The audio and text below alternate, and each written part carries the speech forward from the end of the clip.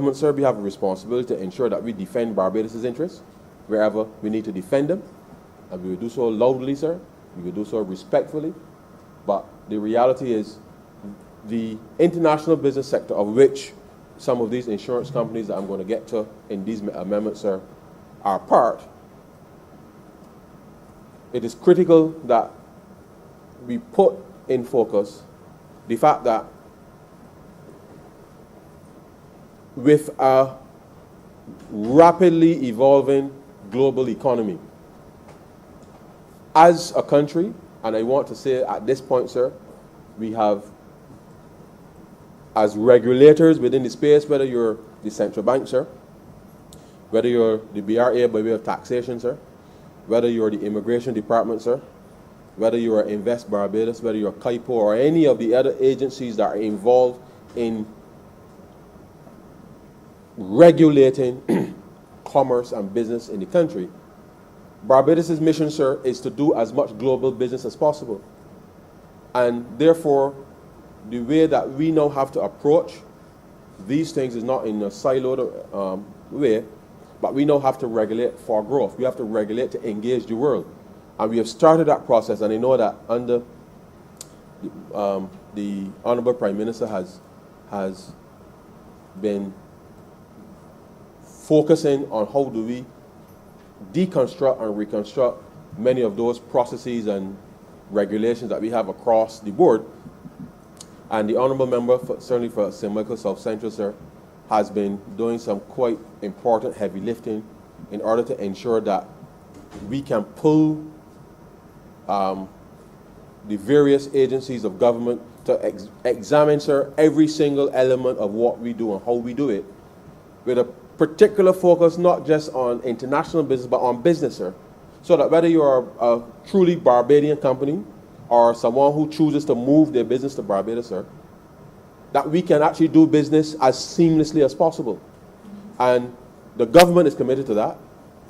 But there's an element, sir, where even in the private sector, there's a need for elements of the private sector to equally, sir, deconstruct and reconstruct their processes to ensure that the efforts that the government will be undertaking, not just from a legislative perspective, but certainly by way of process within agencies, the various regulatory bodies, that as the government is moving, that the private sector and those service providers who have been complaining for years about government not moving, but the government moving now. And if the government moving now, it means that everybody else got to move lock, stock, in step, sir, to ensure that we get Barbados to a place where anybody could do business in Barbados easily, sir. And we are committed to doing that. And trust me, sir, it is not the most, I will use the Prime Minister's word of unsexy, sir. It is the kind of work that you don't get glory or there's no glory in it, sir. But it is critical work to go through exactly what has been the thought process with respect to why we just do things the way we do things. And the truth is, sir, as you may well know, things were, you ask somebody, why are we doing this? They say, well, that's how I learn it. I come along and say it that way. But there's no real sense, given that everything has changed with technology, processes, and all of that, that we haven't, and this is a collective thing in Barbados, sir, where we choose to do the things that are convenient when we have to, but the things that will actually make a difference, sir, we now have to be very deliberate and ensure that we unpack those things. Because, sir, we converged the tax rates, not just because of taxes. We are doing the hard work with respect to the deconstructing of all of the processes that are putting it back together, with a clear view, sir, as being able to do more business globally, to allow our Barbadian businesses, sir, to do business globally, to allow businesses that operate in the global space to want to come to Barbados, sir, and help build up this Barbados economy. And therefore, it is on that premise, sir, that we have set about this particular path of ensuring that we can do just that. And so it is important, sir, that we understand that we have not given away any monies to corporate interests, as I know has been said in this chamber by one. It's been said outside of this chamber, sir, accusing this government of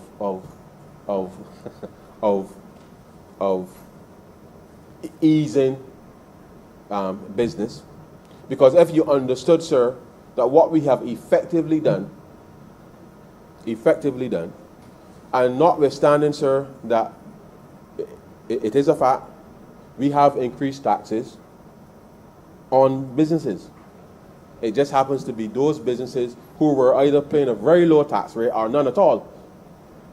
And in the context, sir, of a global environment where there is pressure on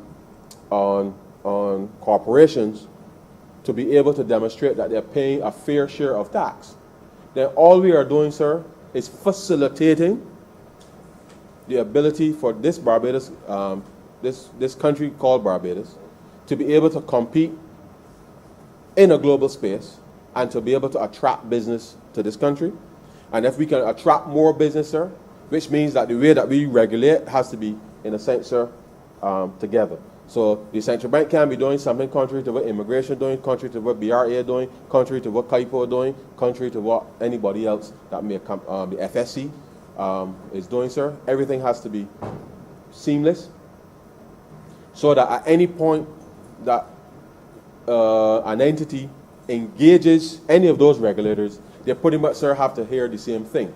Whilst each regulator may have a peculiar requirement, it has to be seen in the context, sir, of a coherent policy position such that we can go and promote Barbados in the global space and allow Barbadian businesses also to get up, sir, through that pipeline to equally, sir, engage the world. And that is where our thinking is, sir, with respect to the public policy as it relates to the convergence that we undertook, sir, in late December 2018.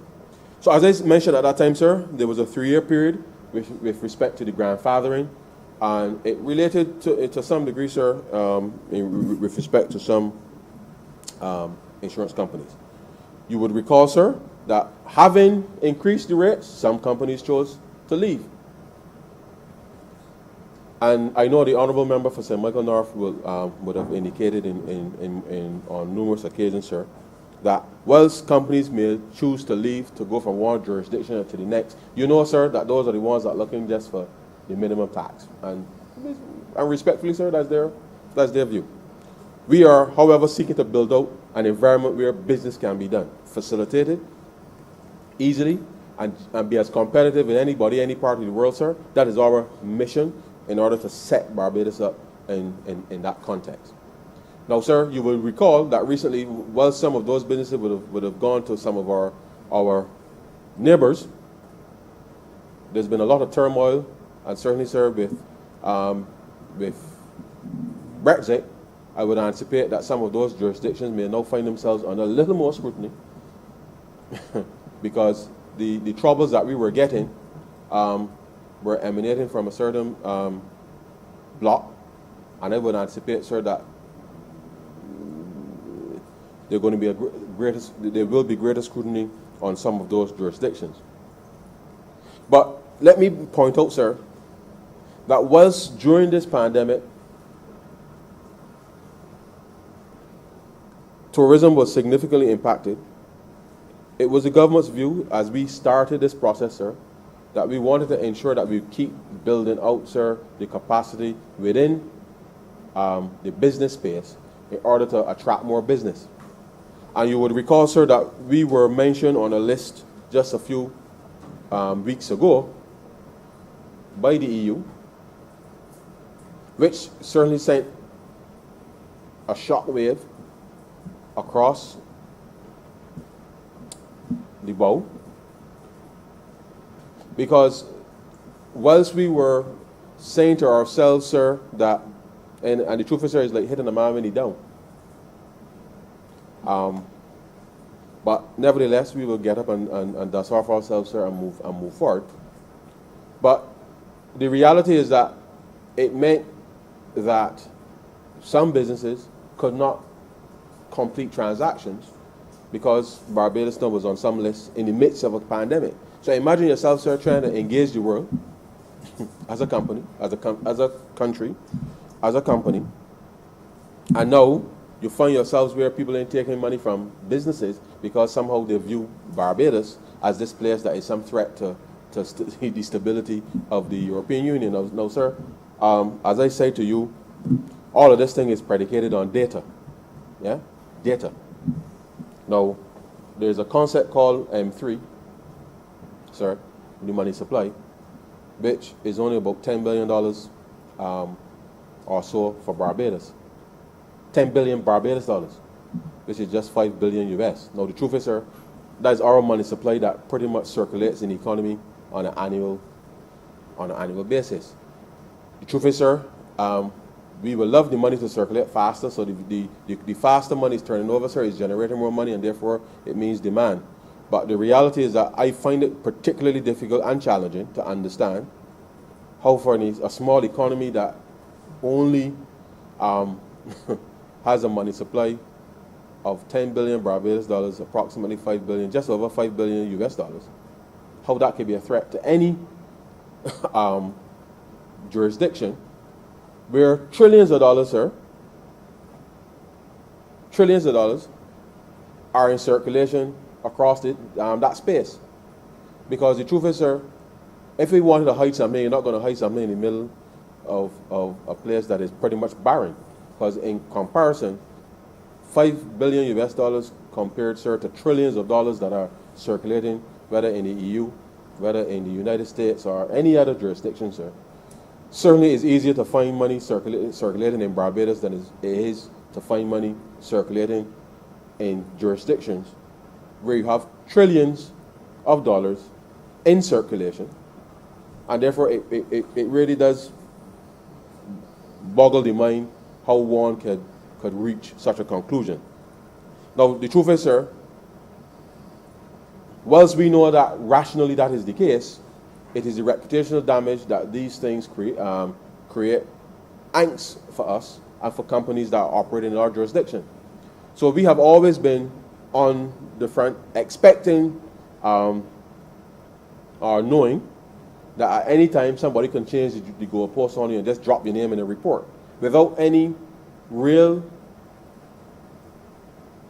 understanding that, well, I'm assuming that there's no real understanding, sir, that they don't understand the impact that will have on the operations of the economy. Let me assume that.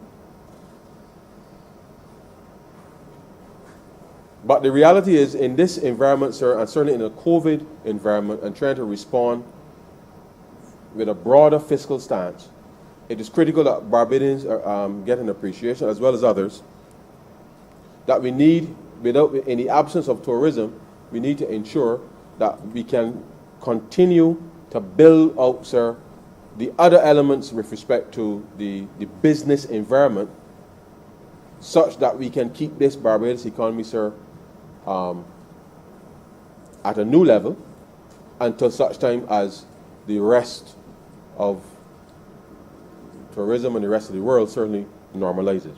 And that is important, sir.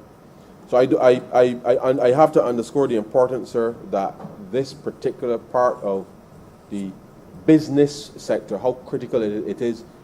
It has always been critical, as I mentioned to you, sir, that it represented almost 2/3 of the corporation tax revenue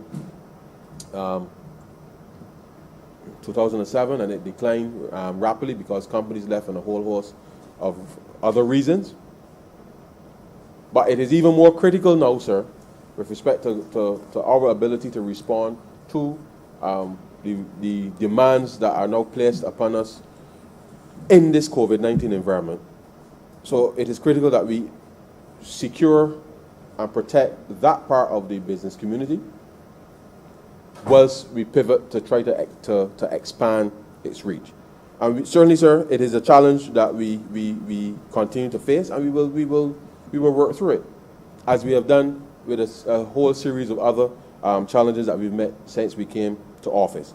And so it is against that background too, sir, that I raise these amendments today, because it is about now charting the path post the grandfathering period, which will come to an end next year, 2021, and therefore companies will in a position now, sir, in a sense, to determine whether they will choose to wait until the end of the grandfathering period or come into the new regime as possible, because the government has given a commitment, sir, that we would not just consult, but certainly set the platform for how we will transition with respect to the reforms that were done at the end of December 2018, and to be able now to chart that path going forward.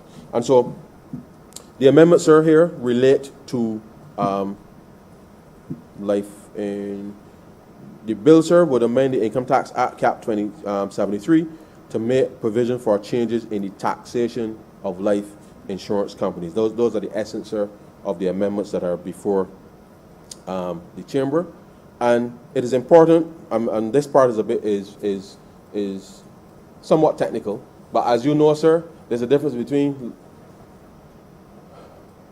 insurance is different from any other business, because, and even within insurance, you have different elements, because you have general insurance, you have life insurance, you have pensions, and medical, and a whole host of other specific elements of that require a different type of treatment based on what they're doing.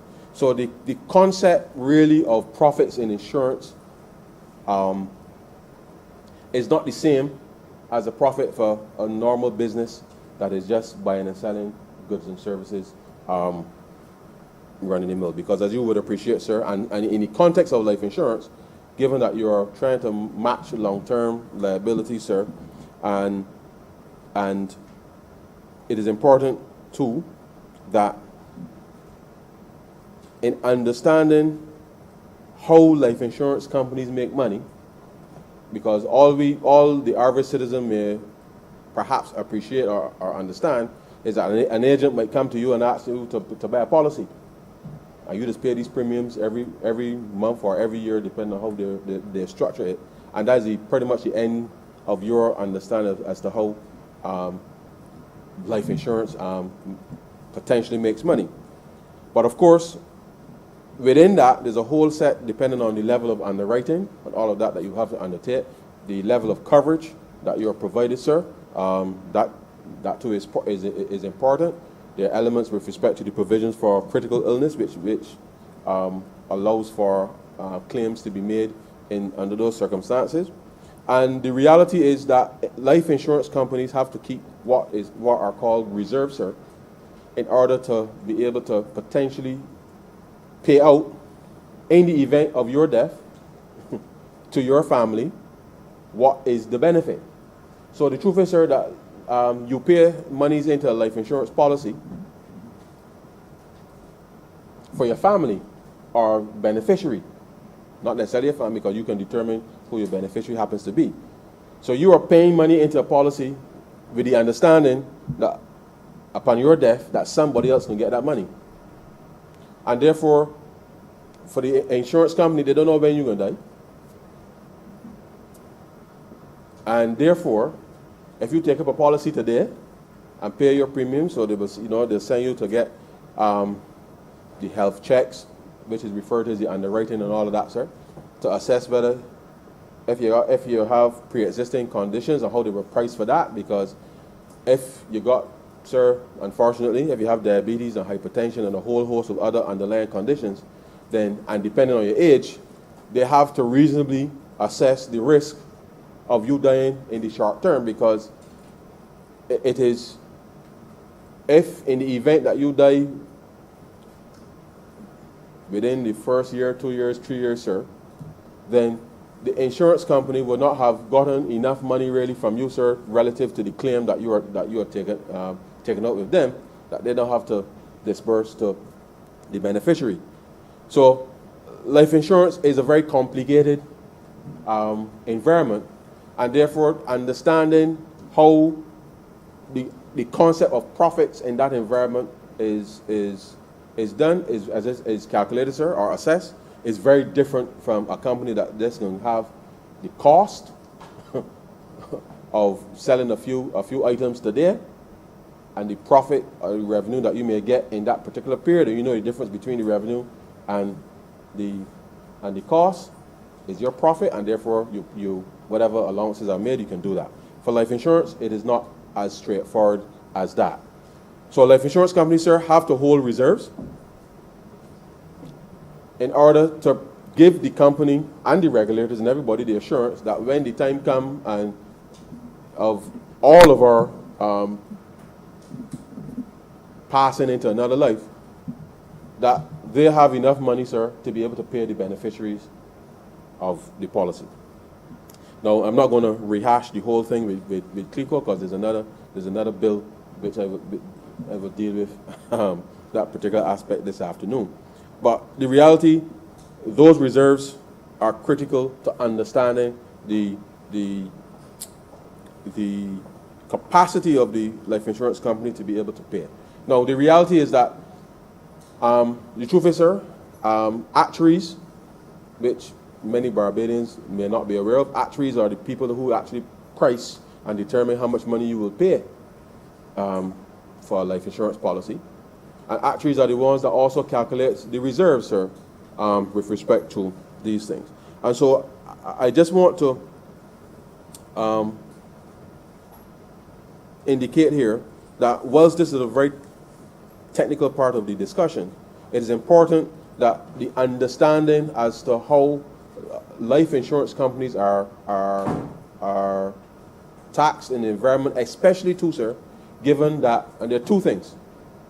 Whilst in the past we would have done it on the gross investment income for those insurance companies that were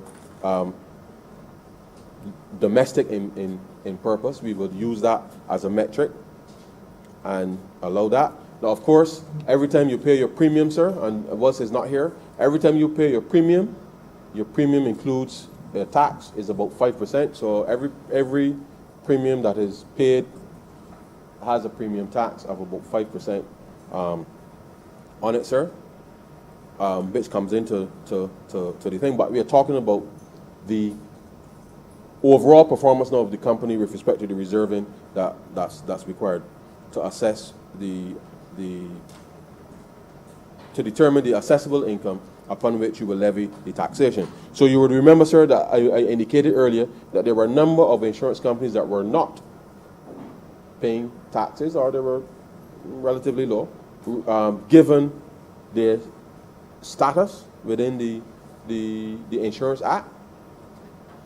And now that we are moving to a new regime, sir, then it means that we need to regularize all of this so that whether domestic, as we refer to them before, insurance companies, or international companies, which you would know, sir, that insurance companies operating in a global environment, sir, they get involved, as ours do too, in transactions in order to be able to ensure that they can match the liabilities that are on their books.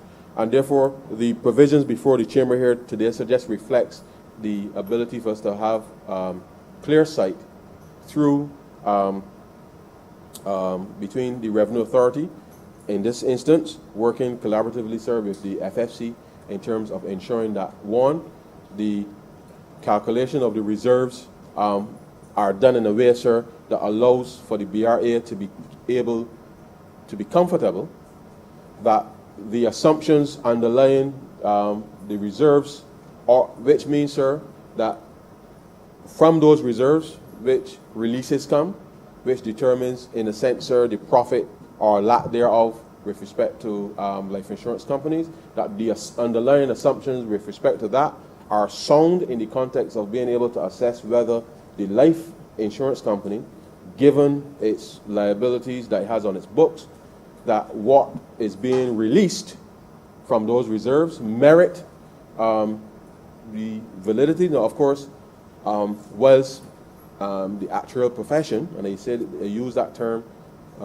deliberately, have a certain code of conduct, sir, with respect to how actuaries will do these calculations, and in the context of not just the company, but the fiduciary responsibility that actuaries have for life businesses, in the same way that an engineer, sir, who is constructing a building will normally certify that the methods and techniques and the materials and all that has gone in, that it is structurally sound and executed in that way. An actuary, sir, has that type of responsibility in the calculation of not just the reserves, but certainly in the context of the pricing that will lead into the policies that are issued. Now, so it's important that we understand that we are now in a position now where we are shifting from what is gross investment income with respect to life insurance companies to net income. We will be allowing, obviously, deductions with respect to reserves in the context, reserve releases in the context of the calculation for the assessable income for life insurance companies. So I will go through now, sir, just for completeness, the provisions that we're making here, but I wanted to set the context for why we are making these adjustments now, because in the context of the grandfathering period coming to an end in 2021, we wanted to ensure that we settle this policy framework now, as we gave a commitment to do, such that we don't have so that companies who are operating in Barbados will know what the lay of the land is, sir, and therefore we can, on passing these amendments, we can then move to the next stage of seeking to go out into the marketplace and, as I said, sir, truly start to, not just for insurance companies, but certainly for the rest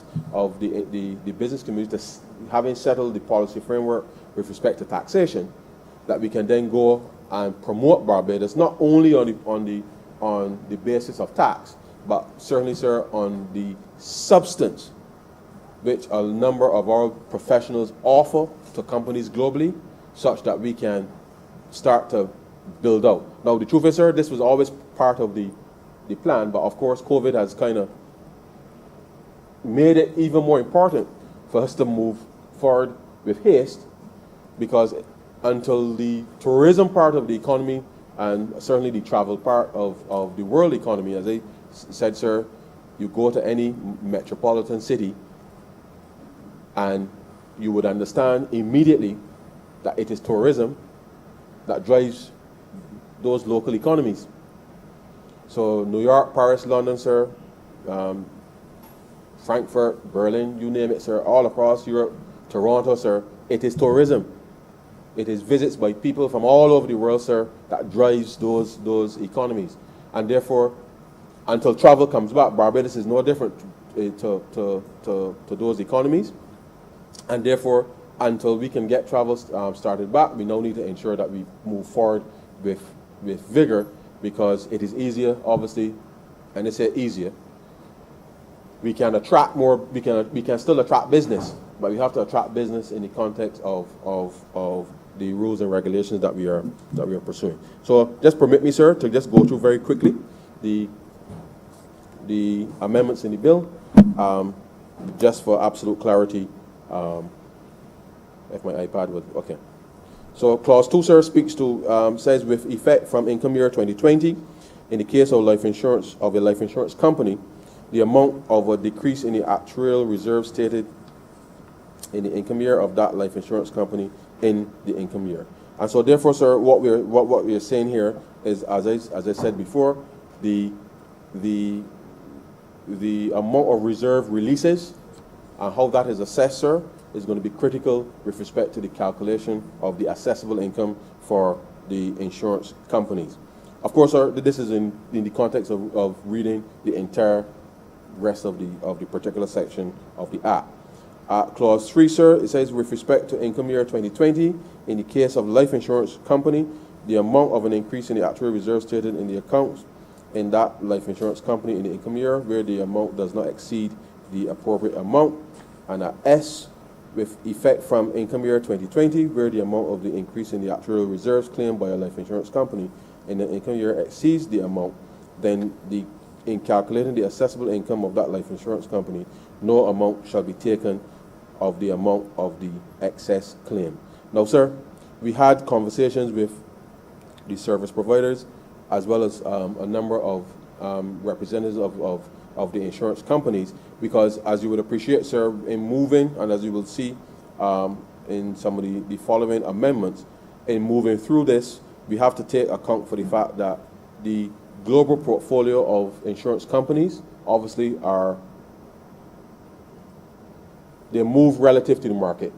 Of course, insurance companies, like any other entity, have to invest in order to match those liabilities, and therefore it is important that, number one, the calculation with respect to the reserve on the basis of the actuaries, that is done that is done consistent with what is in the portfolio, the experience certainly of the life insurance company in terms of the claims experience. We all know what happens, certainly, sir, in the 2009 crisis with companies that would have not just lent, but certainly insurance contracts that were backed, in a sense, with mortgage-backed securities, and the investment in those, and therefore we want to ensure that the calculations with respect to that is consistent more with the risk associated with the claims experience as opposed to the risk taken with respect to any speculation or anything of that nature. Clause 4, sir, for the purposes of paragraphs R and S of subsection 1, appropriate amount means the amount of the increase in the actuarial reserves in the income year that is not excessive.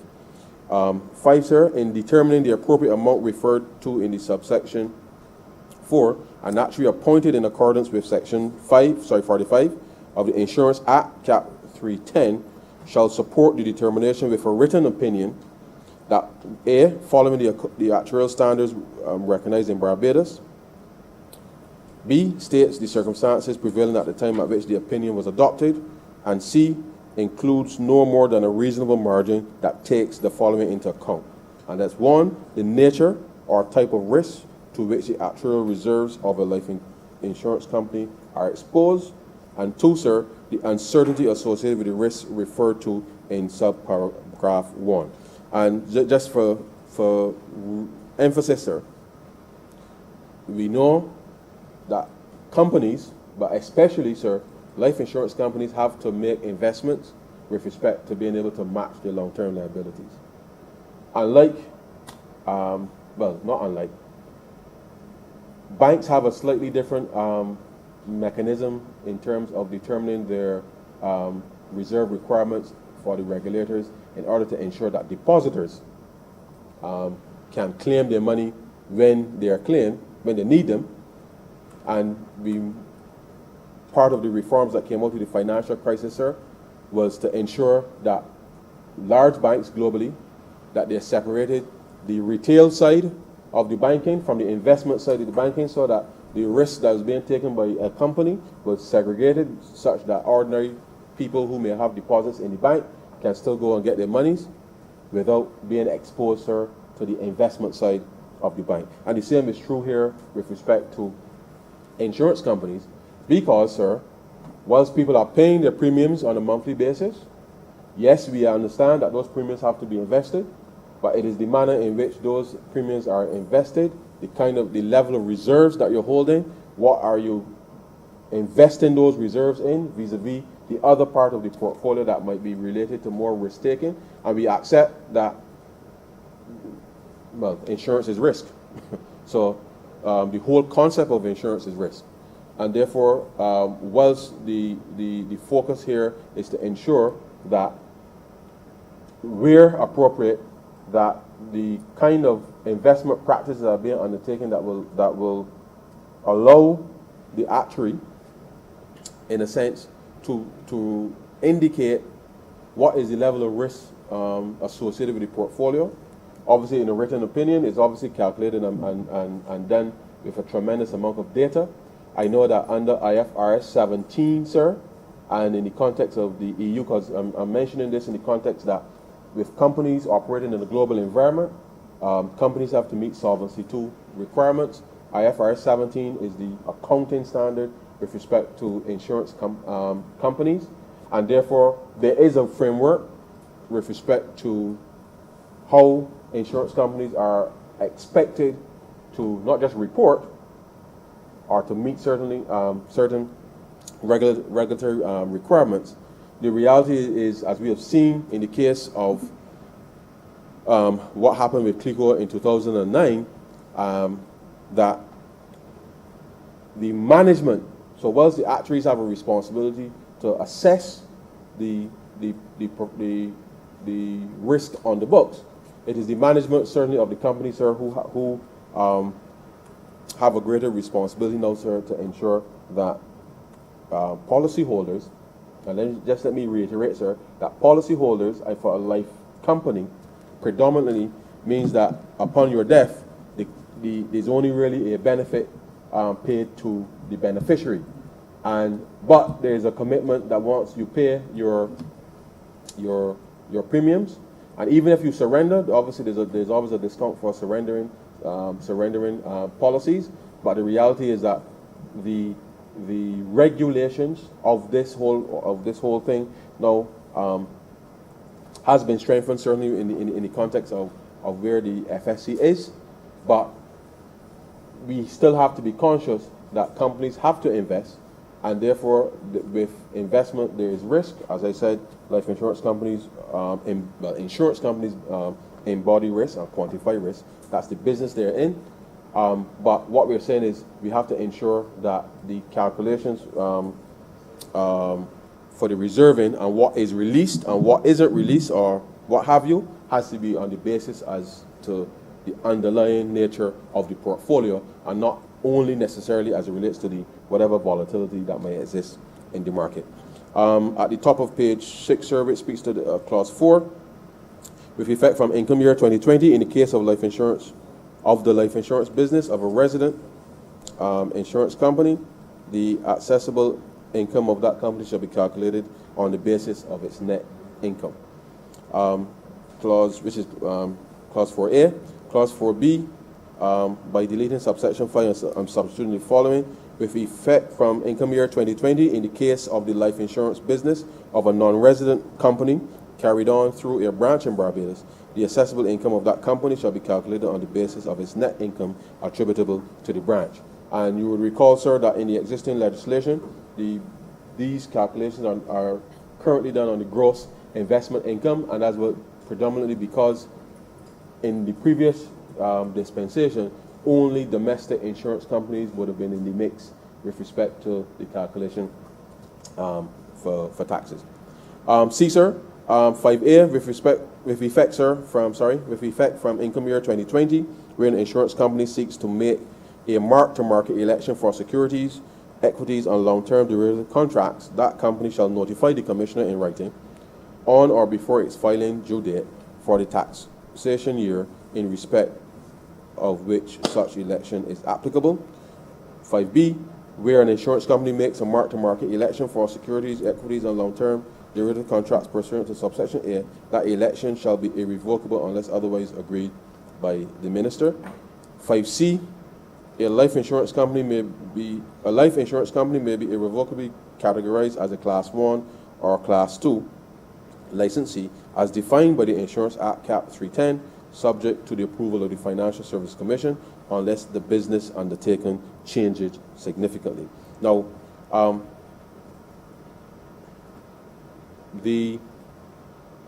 let me just finish this section and speak to the mark-to-market element. D, sir, the derivative contract means an agreement or an instrument that is a swap agreement, a forward purchase, B, a forward purchase or sale agreement, C, a forward rate agreement, D, a futures agreement, E, an option agreement or any other similar agreement, and includes an agreement or an instrument which derives its value from derivatives. Now, sir, clauses C and D of number 4, yes, of clause 4, in a sense, sir, reflects the fact that, as we have said, I said earlier, Barbados now has to position itself, sir, to operate fully in a global space, and within a global context, and you would appreciate that some of these companies that are in Barbados, and that we would want to attract in business to Barbados, that the size of their portfolios are pretty much, and this is where things get interesting. The size of some of these companies, sir, pretty much is larger than the Barbados economy. And operating in a global space, sir, the size of some of these companies and what we're talking about by way of the kinds of derivative contracts, the kind of investments, equities and bonds that they hold are significant. And therefore, within that context, we would anticipate, sir, that notwithstanding the fact that the market is volatile, we all know that the elements of growth, if you like, and the fundamentals that go into what drives the market is data and information. Obviously, sentiment is also a critical part of this process, but for the purpose of the mark-to-market analysis, it really does allow for a better valuation of where the market or the valuation of those of the portfolio, rather than having what you would normally refer to, sir, as the book value component of it. And as with most things, sir, depending on where the market is at any given point in time, obviously there are days when the market is down, there are days when the market is up. But with respect to the valuation of the portfolio, whilst the mark-to-market element will form a critical part in terms of what the valuation is, we feel, sir, that operating in a global environment, that if we can attract enough companies, sir, to Barbados that want to do business from Barbados and to engage the world from Barbados, that not just life insurance companies, as we have done here, but we have to accept that operating in a global environment, sir, comes risk. And therefore, with those risks, there are strong upsides. There may be some downsides for short periods of time. But I can tell you, sir, that more often than not, companies tend to have more of an upside than a downside. And therefore, we as a government, as a country, we have to be prepared, sir, to accept that there's a certain level of risk that you have to operate within. And whilst public policy has to be focused on providing, as we are doing now for ordinary Barbadians, the only way that we could effectively, over a period of time, provide the kind of services that we can for ordinary Barbadians is if we can open up the space, sir, and attract more business into the country, such that we can not just maintain, but improve, certainly, sir, the standard of living for Barbadians. And so these amendments this morning, sir, are critical to Barbados' transition, having converged our income taxes in December of 2018. This now will give those companies who were effectively in a period for grandfathering, sir, a forward signal in terms of where the public policy is with respect to that, to what would obtain. And therefore, as we have sought to do, you would recall, sir, we came to office. It was pretty much, sir, a baptism of fire where we had to respond quickly. We now feel that this gives us an opportunity to do a little bit of forward planning, which is what we would like to be in a position to do. And so we've worked hard over the last 2 years, sir, to get ourselves into a position, COVID-19 notwithstanding COVID-19, that we still have to give, sir, signals for forward planning as much as possible. And I believe, sir, that these amendments today pretty much holds faith with what that commitment has been to the government to give a clear forward view as to what the policy position would be from the government, so that people can go, sir, and make decisions with respect to what they're going to engage in or not. And whilst we are still in this pandemic, we still have to be very nimble. We have to respond, sir, to a number of challenges that are facing Barbados. I believe, sir, that having done a lot of the heavy lifting over the last 2 years, that this forms one element of how we will conduct ourselves, sir, for the country. And hopefully COVID-19 will pass quickly, sir. The world will get back on track, I hope, quickly. But we want to be in a position always, sir, from a public policy perspective, and to build confidence in what the government is doing, to be capable, sir, of giving a forward view as much as possible. And legislation notwithstanding, sir, and you know, sir, more than perhaps any other speaker, that we've been in this place many times, trying to ensure that we adhere to the good principles of good governance. And so These amendments, sir, I hope will find favor with members of the chamber, because, and certainly I hope that the public would understand the context in which we've brought these amendments today, and rest assured, sir, that we will focus on ensuring that there's much more collaboration amongst the regulatory agencies, because this is about Barbados. So if one regulatory agency is doing well and the other is not, the reality is that businesses interact with all of us, and we all have to make sure that we lift our game with respect to being able to respond. So with those very, very, very few words, sir,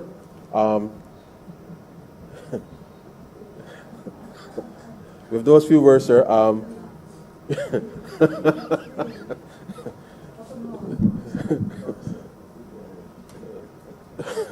sorry, sir. I was hearing something from you, sir. With those very few words, sir, I wish to commend these amendments to the chamber and beg to move that this bill be read a second time.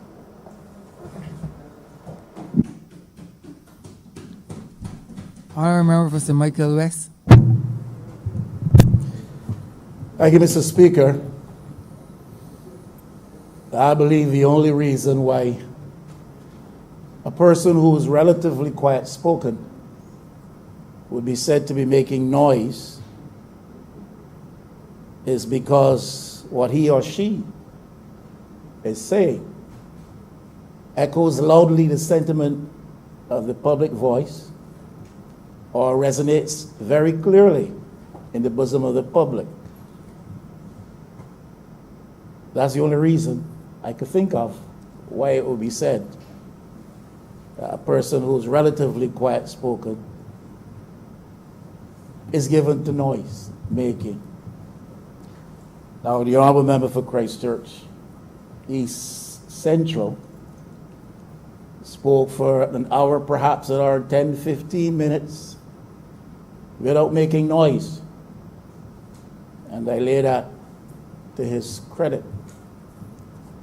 He whispered such that there are some important things I would wish that I had heard, which never reached my ears because of his whispered tones.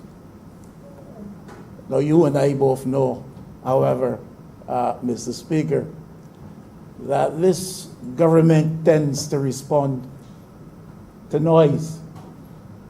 Repeatedly, it has shown that disposition, that when noise is made in the public arena, its government responds. It feels prodded to respond. And I can mention all kinds of instances, but I will not want to take the hour and 10 minutes or 15 minutes that the last speaker took. But there are several important issues that have come up for public debate out there and which have been debated in here and which has rendered this government subject to a position where it felt forced to respond to the noise. Now, the Honourable Member who last spoke made several references to risk-taking on the part of insurers. He mentioned several times the notion of the obligation of insurers to have reserves to meet the necessary required amounts of liability when they arise.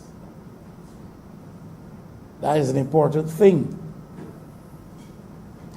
I recall not too long ago raising the question in here as to the level of compliance on the part of insurance companies that is attaching to this obligation. And that was when we spoke of disaster, events, and catastrophes. The obligation to have a reserve fund that is laid on the doorstep of insurance companies was a level of compliance. I did not hear a whispered or shouted response on that occasion. I did not hear reference made to that, despite the repeated references to risk and liabilities and obligations of reserves on the part of the insurance company. I have not heard anyone suggest as to what the level of compliance is in Barbados. And Barbadians have been brought to a place of surprise and shock before when dealing with insurance, when dealing with insurance companies. And several of us are familiar with those things, and we would not want to know that we have to face that type of thing again as we go forward. But what is the level of compliance with respect to the obligation at the doorstep of insurance companies with respect to reserves? Now I imagine that the honorable member for St. Michael North will say in fairly clear terms what the honorable member for Christchurch East Central failed to convey in his whispered notes. But the questions still have to be asked. We have been talking in this debate about the international business sector. And we all know very well what that has meant to Barbados in the past. Again, the last speaker made references to this, the level of contribution it made to revenues in Barbados, tax revenues as well as other revenues in Barbados. And I think when this administration came to office, there had been a decline in that sector and a serious decline and deterioration in the level of revenues generated through that sector, I think up to about $200 million. Now, this is a sector that has built modern Barbados. This is a sector which came out of the policy bosom of this administration in former years, and I think we were reminded of that today. But a sector which was given to serious decline for various reasons, some domestically identified and some to be associated with policy changes in Canada. But that sector declined. It built modern Barbados. It built much of middle-class Barbados. It built an economic sector in Barbados whose presence manifests itself in various middle-class developments across Barbados. So that was significant for us. Now, what the government has been clearly engaged in doing, and it has brought us to this parliament several times in this regard, is to treat the matter of compliance. And the Parliament of Barbados, this honorable chamber, Mr. Speaker, has responded with alacrity and with repeated and sometimes long-lasting sessions to bring us into line legislatively so that they can be compliant. So we've been treating to the matter of compliance with respect to what some of the international institutions claim to be our obligations. We have treated clearly to the matter of corporate tax conversions, and much of what the honorable member for Christchurch East Central said revolved around that, the whole business of tax conversions. Now, case can be made that these things were necessary, but my question really is beyond compliance and beyond addressing the matter of tax conversions with respect to corporate Barbados. What else have we done to address the decline in this sector? What is the investment interest that has been identified? What is the investment indicators that are manifesting themselves beyond our eye of interest in some nebulous potential for marijuana industry development sourced out of Canadian finances? What else have we put on the table going forward? What is the policy platform for international business in Barbados. Not saying there's none. I'm saying we need to hear it. And I'm saying in that context, I therefore expect that the Honourable Member Sir Michael North will speak and will probably speak to some of those things so that we may get beyond the whisper and get to some substance. Now, the Honourable Member Sir Michael North, the Honourable Member Sir Michael North is a rather quiet-spoken gentleman himself. But I expect that even in whispered tones, he will give something of policy substance to us, to encourage us that with respect to this sector, we're not simply going to let it slide. This sector declined while the sugar industry, sugar sector declined. This sector declined while manufacturing had already been on serious decline and so forth. But I'm saying in the midst of all of this decline, this sector had emerged, was thriving until there were reversals. And Barbados needs to know, as we seek to diversify away from tourism, what are we doing? What plans are in the pipeline? What prospects are there? What potential is there for some revival of investment in this sector? I think that those questions, Mr. Speaker, are relevant.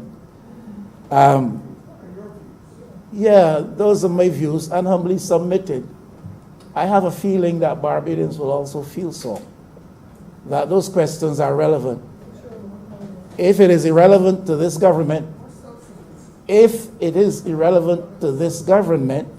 especially those who sit on the front bench, that interest in the financial and international business sector of Barbados is not a matter to be raised as a serious consideration, then I would be forced into a sense of shock.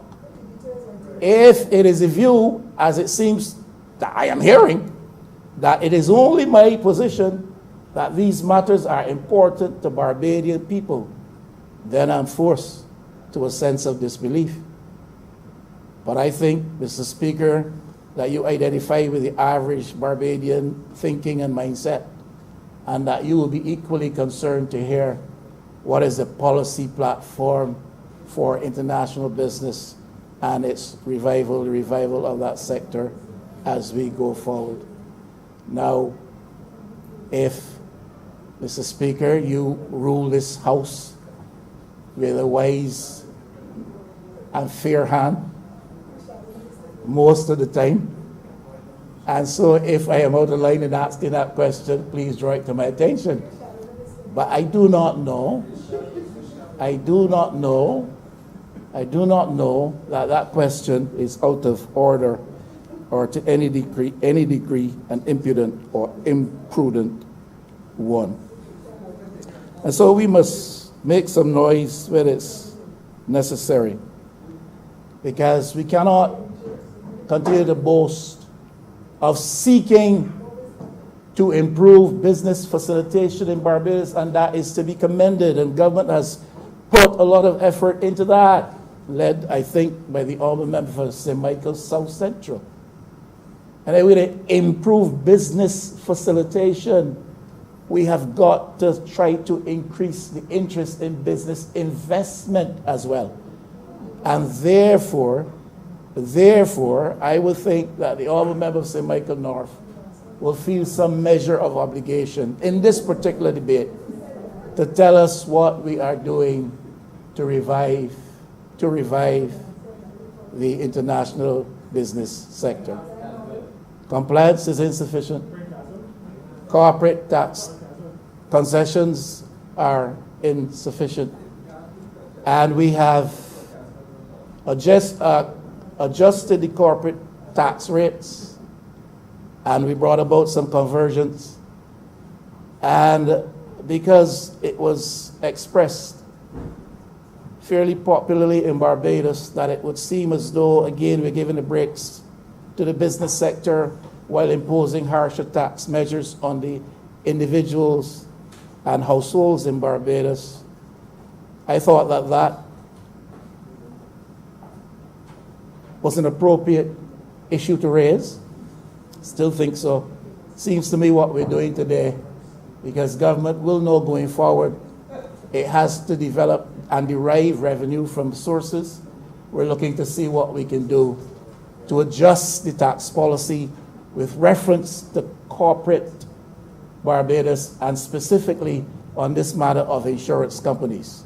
So government is looking to see how it can get back some money from the insurance sector in Barbados. As I said, Mr. Speaker, would not detain you for very long, but I thought it necessary and didn't have much to say, and I know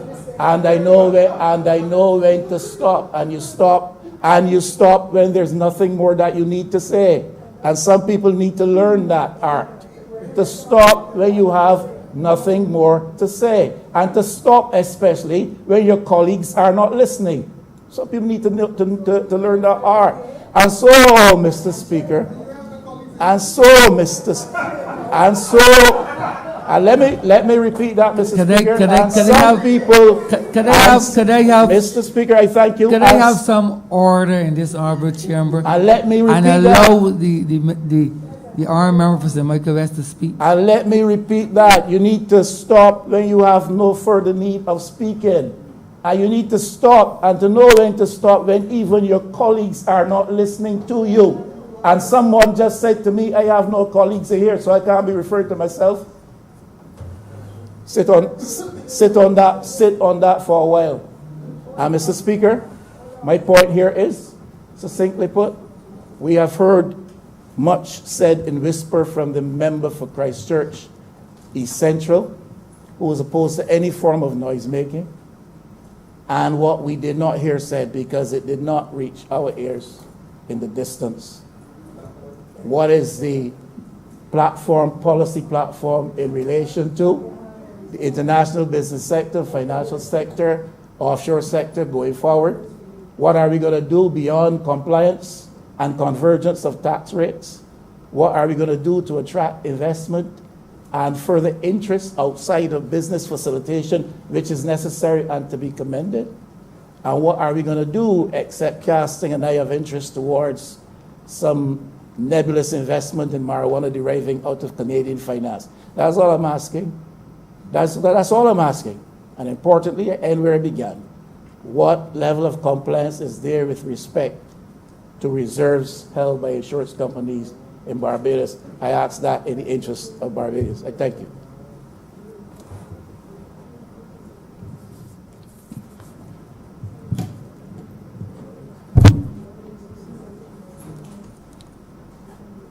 Honourable member for St. Michael North.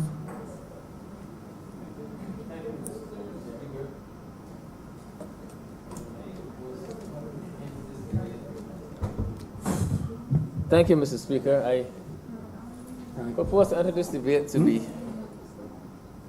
fairly brief, but to lend some support to the excellent presentation, quite in-depth, of my friend, the honourable member for Christchurch East Central, and coincidentally, Mr. Speaker, my parliamentary representative.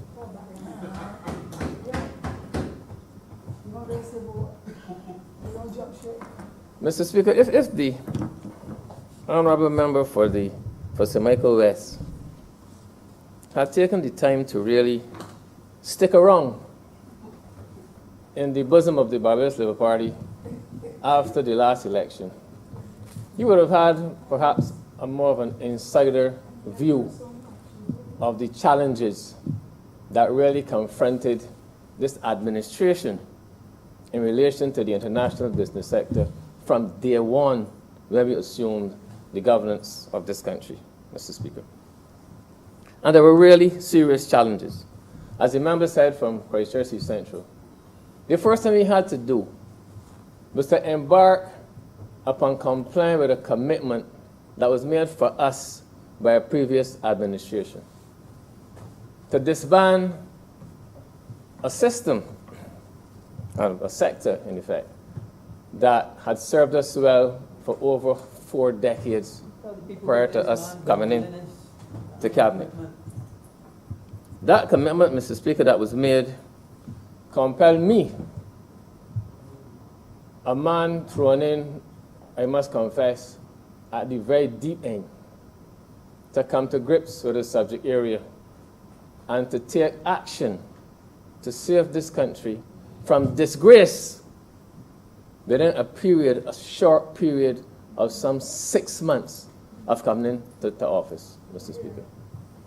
We had to face, I don't want to say the word foe, but a formidable institution, international organization that was imposing on us certain things we had to do in the shortest possible time. So we were confronted with allegations of there being preferential tax regimes in Barbados that we had to do away with. There were some, I think, 8 or 9 of them, Mr. Speaker. We had to come up with solutions. It was no excuse to tender that we were a new government and therefore give us a little more time. Nobody was interested in hearing us making that point, Mr. Speaker. We had to get up and do. I remember being on the phone, Mr. Speaker, with reputable players in this industry, men of the caliber of, with your permission, Ben Arundel, in the ministry, the Director of International Business, at some 2 o'clock in the morning, trying to get things together to get to Parliament to ensure that we complied with the requirements that we were asked to meet within a very, very short period of time, Mr. Speaker. And we met them. We met the guidelines. We met the deadlines, Mr. Speaker. We met them not only by the effort of the ministry that I have the honor to lead, but also by the efforts of the Prime Minister of this country and the Ministry of Finance, who decided that we had to look at this thing differently. We had to stop thinking of the international business sector and the local business sector. We had to think globally, Mr. Speaker. We had to put a global spin on what we were doing.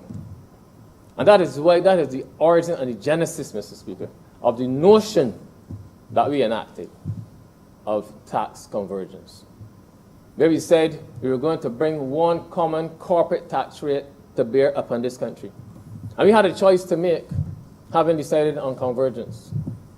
Are we going to converge up to the rate of the domestic sector, business sector, which would have been 30%, and write off the international business sector? Or were we going to converge downwards to the rates being paid by the international business sector and fight for an industry that we had built, Mr. Speaker, from scratch, and built it up to where it was? And we decided that we were going to opt for the latter and use a convergence rate downward of a range between 1% and 5.5%. So I'm not going to stand here and be guided by someone who cannot even control his own party to come and talk about who has to say what. We went through the fight. We didn't run, Mr. Speaker. He ran. We did not run. We decided to stick around and face it and deal with it, Mr. Speaker. And we dealt with it. So I'm not going to be guided by him. What we decided to do, to have a tax rate of 1% to 5.5%. We went into the international community after that. And they found, first of all, Mr. Speaker, I have to say this, that I hear a lot of noises, and this is not referring to Professor Michael West now, but there's some who rave and rant in Barbados about things that government should do and needs to do and so on. And when I went overseas and interfaced with a number of the major players over there, stakeholders in the sector, who have local arms and chapters of their business, not big accounting firms. Do you know, Mr. Speaker, that they did not even know over there about the changes that Barbados had made over here, although they had local chapters here? You talk to people overseas at road shows, and they were telling you in places like London, Mr. Speaker, that they were hearing things that you were presenting for the very first time. And I was shocked to hear that. The interest was so great, very, very great, but they were hearing it for the first time. And you don't succeed in this sector by sitting here in Barbados and doing things by WebEx or by Zoom and those sorts of things. You have to get into the market. You have to be in people's faces all the time. And that's what we were told. That I hear you now come from Barbados. Where were you all for all these years? Where were you all?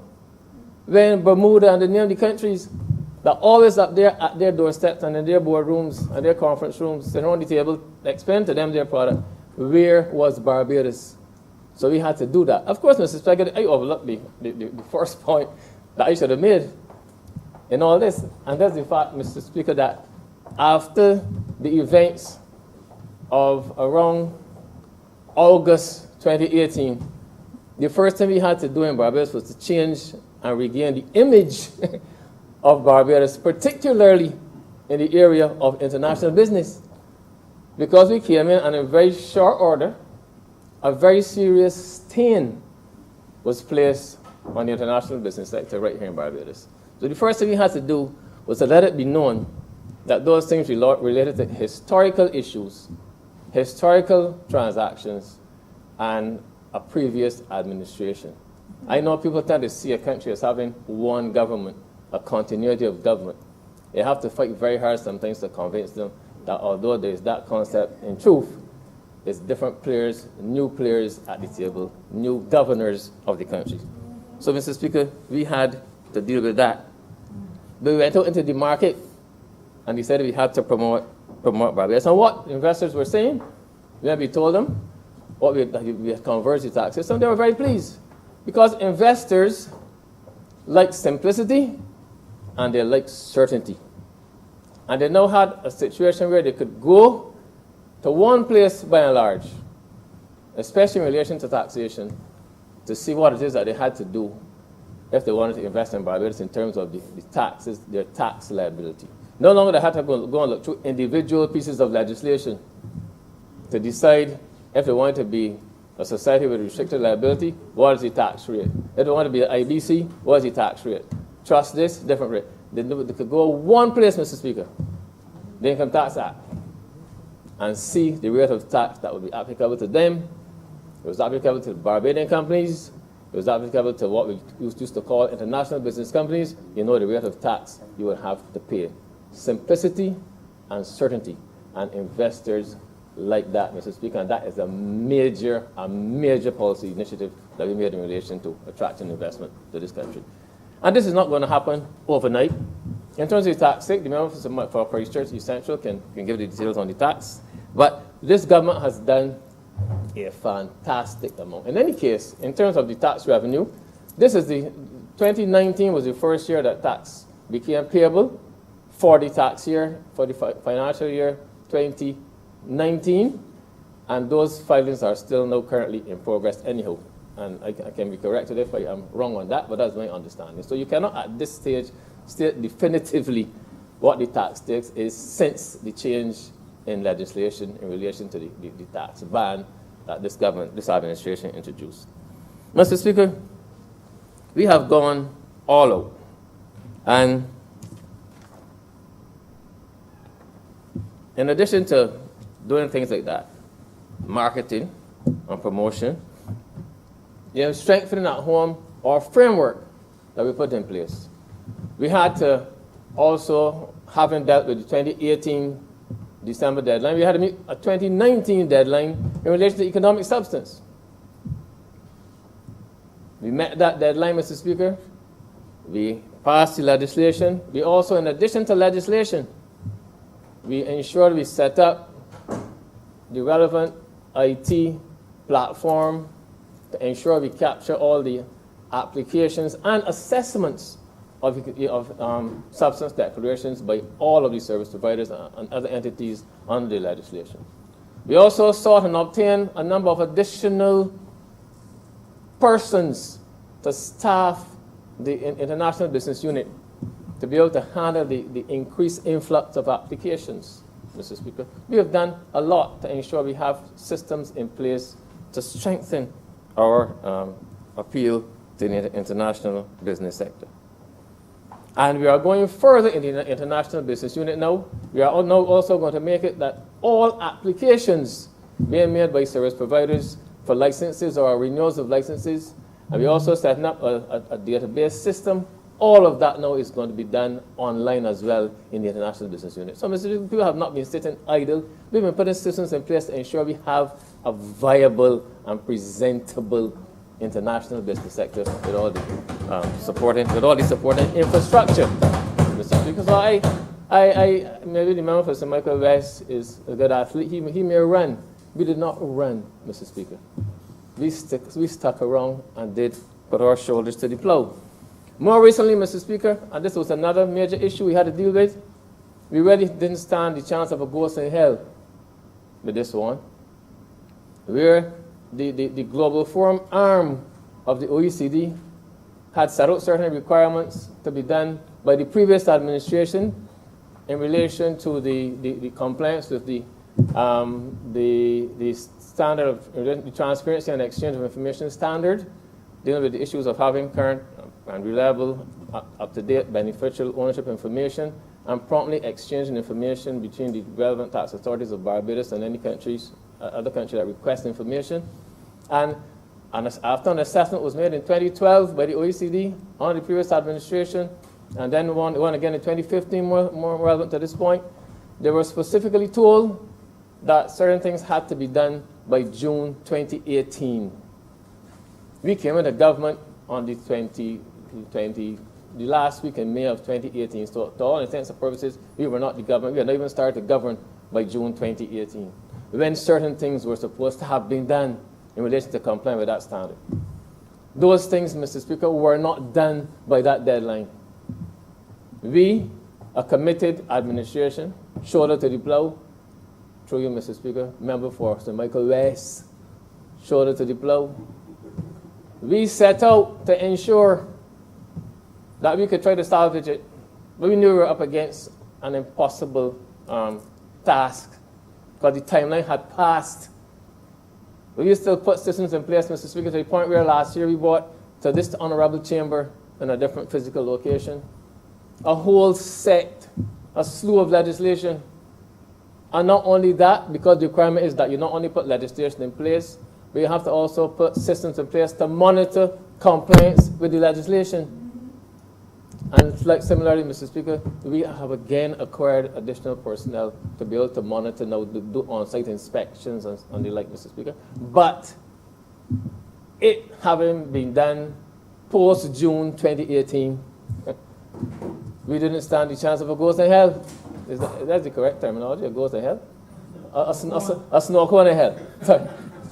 We didn't stand the chance of a snowball or snow cone in hell, Mr. Speaker. So as a result of that, we were given recently by the OECD a partially compliant rating in relation to the compliance or failing to comply in the time stipulated with the standard in relation to transparency in the exchange of information. We intend to review that within the rules of the OECD. We've already indicated that we intend to have a review, a supplementary review, but the rules are that you can only have a supplementary review entertained a year after the original assessment, which was the 6th of April this year, unless there are exceptional circumstances which are not defined. So we have to wait, in essence, Mr. Speaker, a year before we have that supplementary review. In the meantime, the European Union lurks. They lurk as well, because they say that they make assessments and listings taking into consideration the position taken by the OECD in these matters. So they are due to have meet, Mr. Speaker, anytime, and God knows what they will have to say on it. But I hasten to add, Mr. Speaker, it is very, very painful and hurtful when you have to take the blame for something that you did not do and that you are not responsible for. But that is the position on that matter, Mr. Speaker, in which we find ourselves. But we have done everything as an administration that we could have done. So it is well with my soul, Mr. Speaker. It is well with my soul. Now, I hear the member for St. Michael West and some other members previously talking about this issue of compliance. You know, reality is reality. Now, I remember last year when there was the threat of Barbados being blacklisted, and eventually we were. for not giving a certain commitment that was required by a certain time. We just sought clarification on what it was they wanted us to do to commit to. But they said, no, commit or blacklisted. A delegation was mounted to go through Europe to a couple places to face the European Union to make a case that this was exceedingly unfair and that should not happen. CARICOM took the decision to send a delegation. On the delegation, Mr. Speaker, CARICOM has what, 14, 15 countries around there? You know the countries that went, Mr. Speaker? Barbados, St. Lucia, and Antigua. Antigua, to its credit, did not even have an international business sector to fight for. But their minister went. I went and represented Barbados, and the Prime Minister of St. Lucia went as head of the CARICOM delegation. 3 countries of the whole of CARICOM went to Europe to fight on behalf of the region. 3 single countries. How will we ever mount a serious challenge to the devastation that these big organizations and entities and countries and so on, that they inflict upon us? How will we ever mount a serious resistance to it when we cannot even unite on matters that are of interest to us as individual countries and as a region? How will we ever do it, Mr. Speaker? So I hear those who will be critical of us, and they will talk about you shouldn't let yourself be pushed around, and all that is true in textbook world. You can't let yourself be pushed around. And you really should be in a position where you should not be pushed around. And God knows me, this present speaker, Mr. Speaker, I am basically ungovernable. That's a fact. Me personally, Mr. Speaker.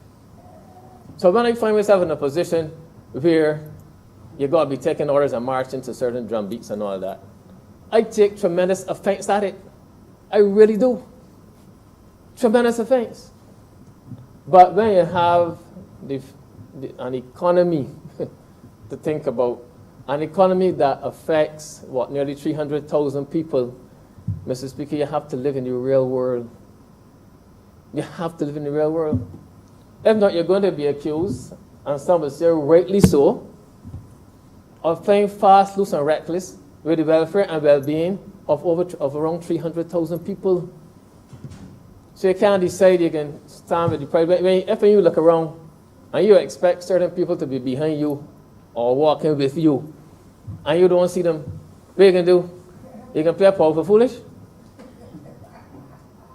and then end up in the dump.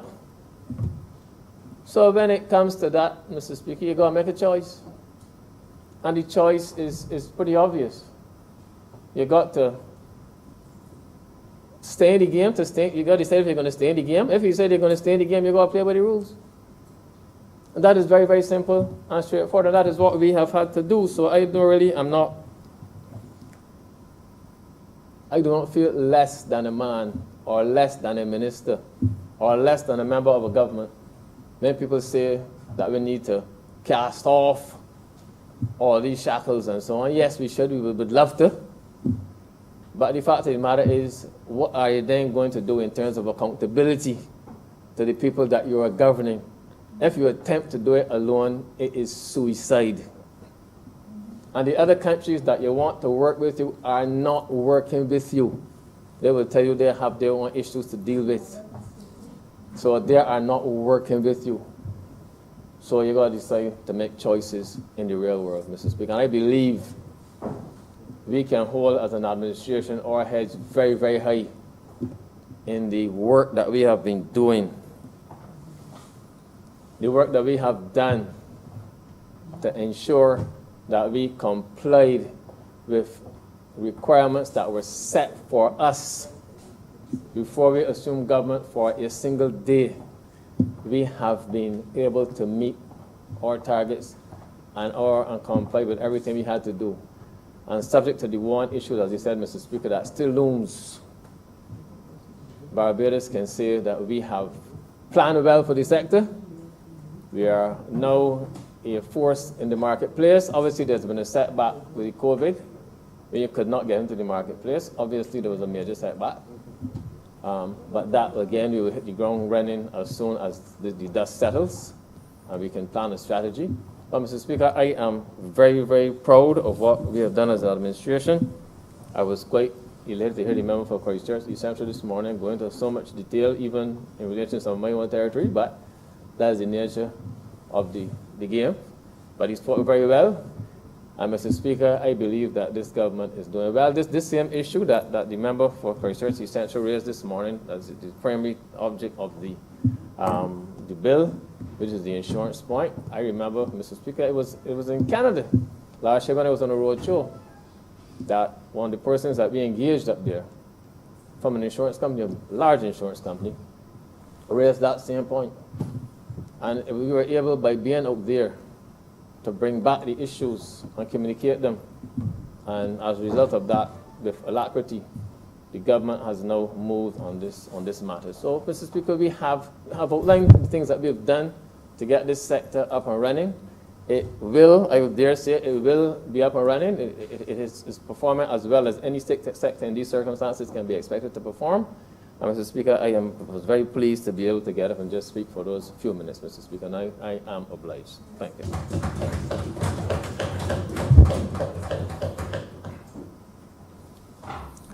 Honourable member for Christchurch East Central. Thanks very much, Mr. Speaker. Let me commend the honourable member for St. Michael North for a very spirited intervention, and to assure him through you, sir, and the rest of the country that, and repeat what he indicated, the government has been working to ensure that we can respond to all of the challenges that this country faces, and like him, I would want to reiterate that had the honourable member for Christchurch, for St. Michael West stuck around, then he too would have been in a position not only necessarily as an insider, but as an informed citizen that will help to communicate effectively with the rest of the country the very serious nature of the challenges that we have been responding to from day one. And it is not, sir, without, it's not gone unnoticed, I think, by the public, that we have been responding to issues. And it is instructive that the member for St. Michael West said that the government responds to noise. Because I would like to think that we live in a country where our government is in touch and feels the pulse of the people and respond to people in a mature way, sir, with respect to the challenges that are confronting the country. And therefore, as a matter of course, given that we were in a certain mode, sir, prior to election 2018, where we rubbed shoulders with the people. And we didn't do so just, sir, to win the election. We rubbed shoulders with the people to have a clear understanding of the issues confronting the country. And we have continued, sir, and he rubbed some of the shoulders too, sir. And we have continued, sir, despite dealing with the challenges, we have continued to rub shoulders with people in a slightly unorthodox way recently with Zoom and WebEx and all kinds of things, sir. Because as we have been governing, we still have to engage the people.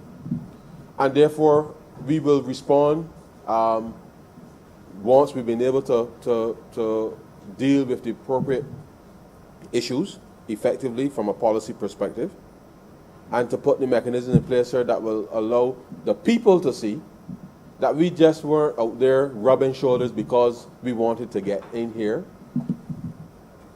We rubbed the shoulders, sir, because the country required its government to understand what was impacting the lives of people.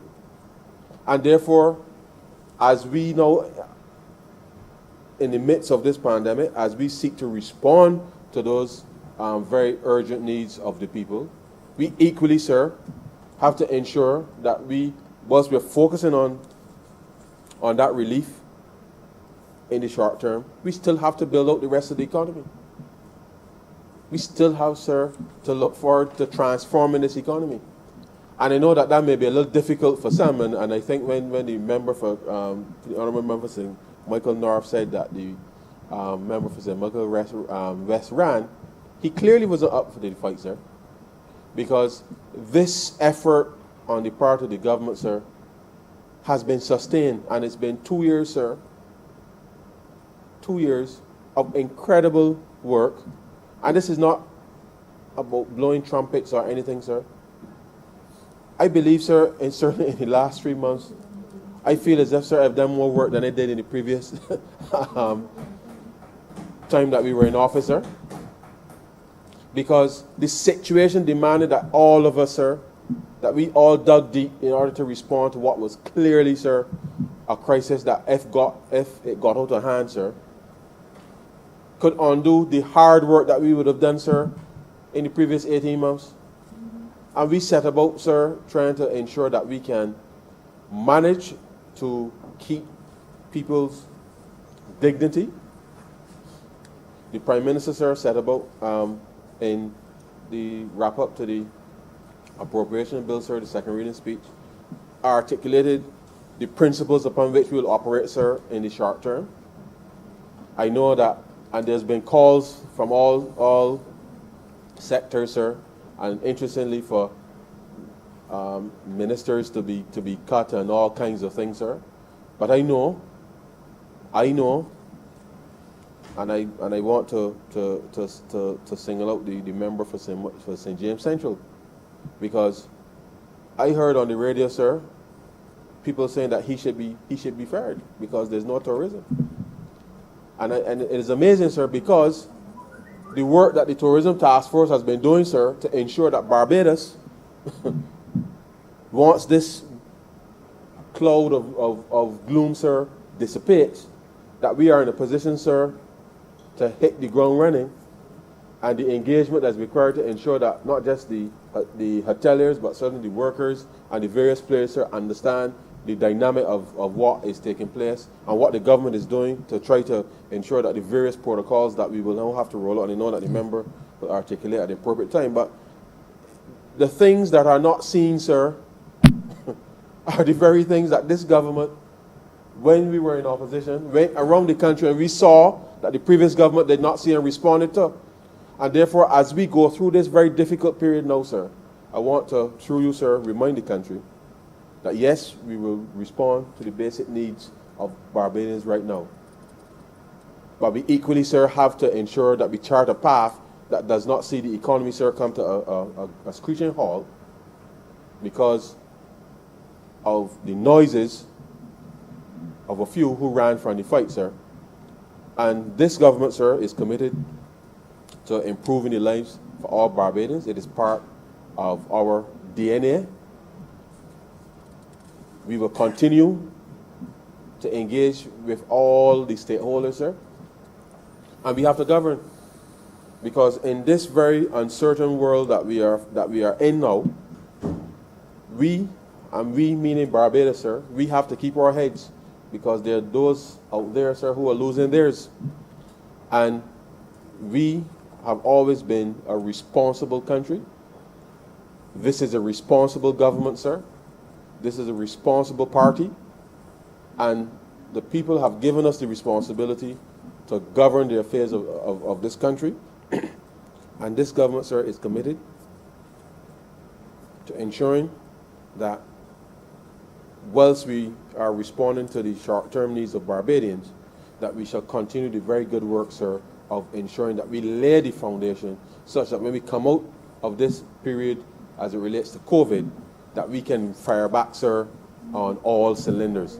And therefore, we cannot just rest and say, cut this minister, cut that ministry, cut this and cut that, because people can't see, sir, who wants to get the attention of Barbadians, don't have the vision to recognize the good work that this government has done in the last 2 years, the very good work and intense work that is still ongoing, And it will become even more important, sir, that the preparation that we are, that the plans and preparations that we put in place now, that as soon as the so-called the proverbial gate is open, sir, that we can get back to business as quickly as possible. And so, sir, I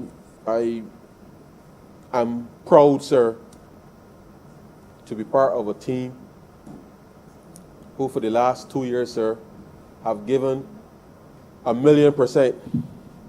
And despite giving that 1,000,000%, sir, the country will know that the Prime Minister has asked for 1 billion, even in this environment, sir. 1,000,000,000%.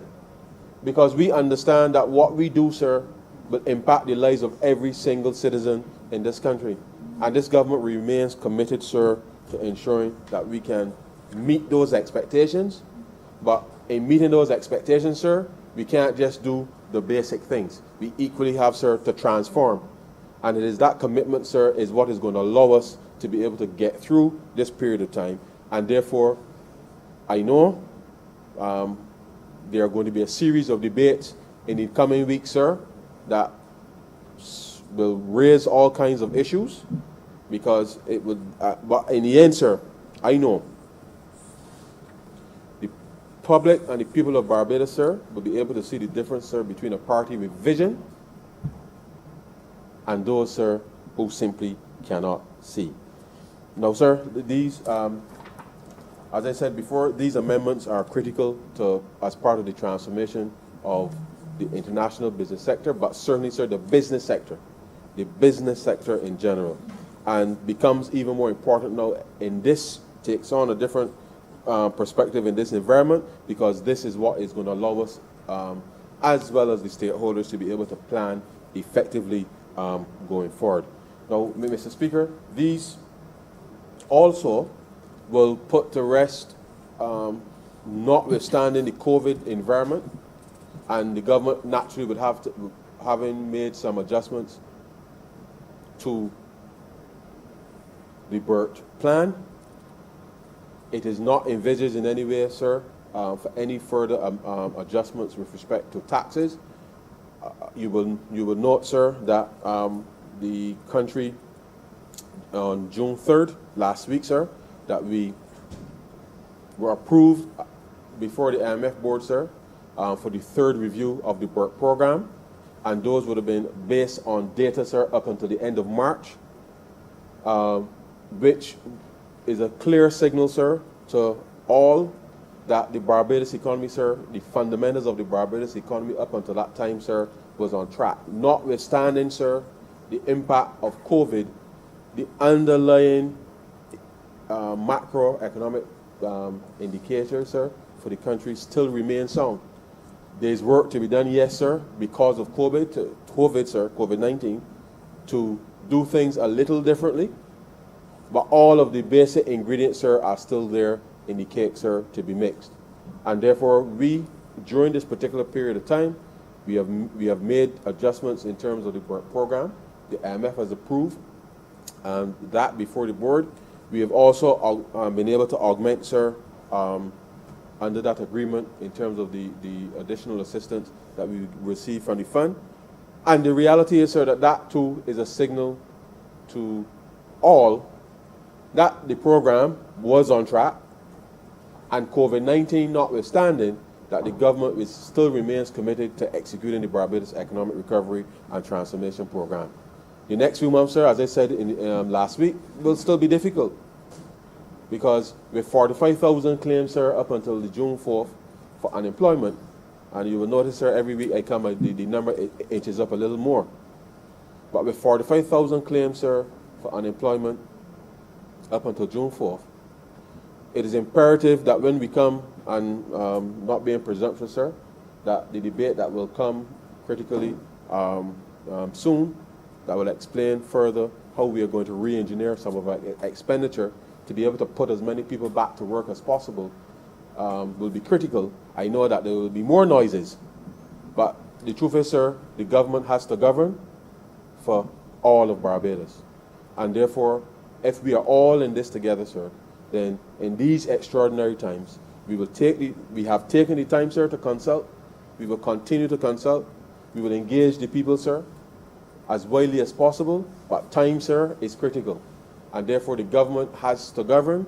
We are committed, sir, to governing. We are also committed, sir, to consultation. And that will continue. And at the end of it, sir, those who wish not to see or wish not to comprehend, sir, well, I will leave them to the judgment of the people of Barbados. But I believe, sir, that this government has been faithful to its commitment to good governance. We have always sought, sir, to bring whatever legislation to support the policy initiative that we have announced. And COVID-19 notwithstanding, sir, we would have been here sooner. But the point is, sir, we are at a stage now where the rest of the country is opening up, and therefore it gives us an opportunity, sir, to ensure we can tie up any specific loose ends from a legislative perspective in order to ensure that we can go forward, sir, with clarity. So these amendments today, sir, are, as I said, would provide a little more certainty with respect to the business community in being able to plan ahead. And that is the position, sir, that we as a government certainly want to be in, to give all and sundry clear sight, sir, with respect to the public policy stance for any particular sector, such that people can go ahead and plan and execute, knowing full well that we will create an environment that is relatively certain, and notwithstanding the impact of COVID-19, that the underlying fundamentals, sir, still remain true, and therefore we have to make a slight adjustment with respect to COVID-19. We are conscious that we have to maintain a level of economic activity such that the social stability in the country, sir, can be maintained. And with those few words, sir, I beg to move that this bill be read a second time. The question is that the aforementioned bill be read a second time. All those honourable members in favour, please say aye. Those against, please say no. We think the ayes have it. Mr. Speaker, I beg to move that you do not leave the chair and the House resolve itself in committee for further consideration of this bill. The question is that the Speaker do not leave the chair and the House resolve itself into committee for further consideration of this bill. All those honourable members in favour, please say aye. Those against, please say no. We think the ayes have it.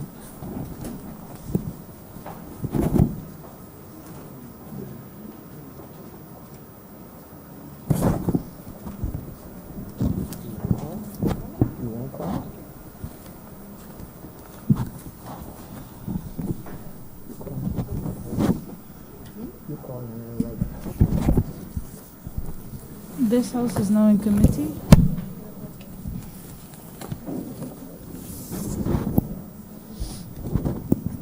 Clause 1. Madam Chair, I beg to move that Clause 1 stand apart. Question is that Clause 1 stand par. All honourable members in favour, please say aye. Aye. All those against, please say nay. Methinks the ayes have it.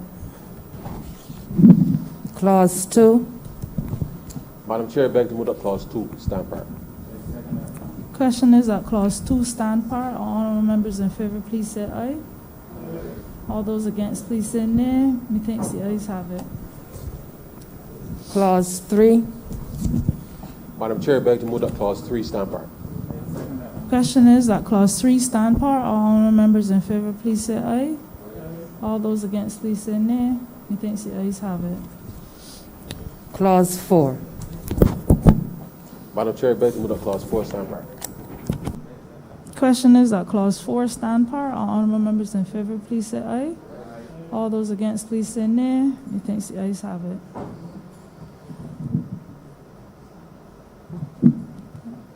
Madam Chair, I beg to move that you do not report to His Honour the Speaker the passing of one bill in committee. Question is that I do now report to the Honourable Speaker the passing of one bill in committee. All honourable members in favour, please say aye. All honourable members against, please say nay. Methinks the ayes have it.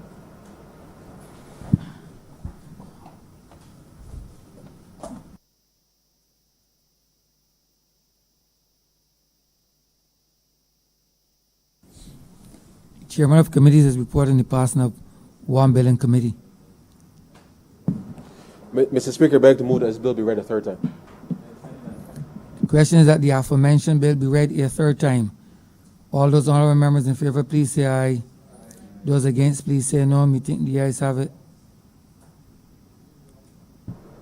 Mr. Speaker, I beg to move that this bill be now passed and cited as the Income Tax Amendment Number 2 Act 2020. The question is that the aforementioned bill be passed and so cited. All those honorable members in favor, please say aye. Those against, please say no. Me think the ayes have it. This bill is passed and so cited. Honorable Leader of Government Business. Mr. Speaker, I beg to move the suspension of the sitting until 2:30 p.m. The question is that the aforementioned chamber be suspended until 2:30 p.m. All those honorable members in favor, please say aye. Those against, please say no. Me think the ayes have it. This chamber stands suspended until 2:30 p.m.